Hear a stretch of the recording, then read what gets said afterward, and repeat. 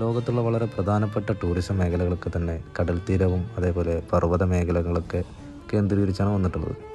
നമ്മുടെ നാട്ടിലും നന്നായി കടൽ തീരങ്ങളുണ്ടെങ്കിലും അതിന് എത്രത്തോളം വിനോദങ്ങൾക്ക് വേണ്ടി ഉപയോഗിച്ചു എന്നുള്ളതൊരു ചോദ്യചിഹ്നമാണ്.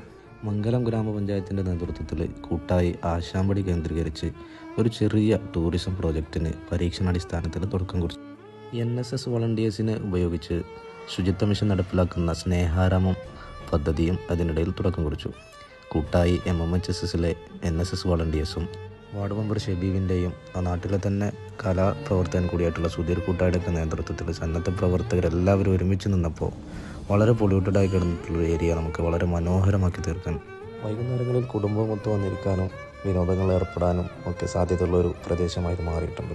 എല്ലാവരും ഒരുമിച്ച് നിന്നാൽ നമ്മുടെ നാട്ടിൽ ഇനിയും വലിയ മാറ്റങ്ങൾ ഉണ്ടാക്കാൻ കഴിയുമെന്നതിൻ്റെ ഏറ്റവും വലിയ തെളിവുകളിലൊന്നാണ് ഈ ടൂറിസം പ്രോജക്റ്റ്.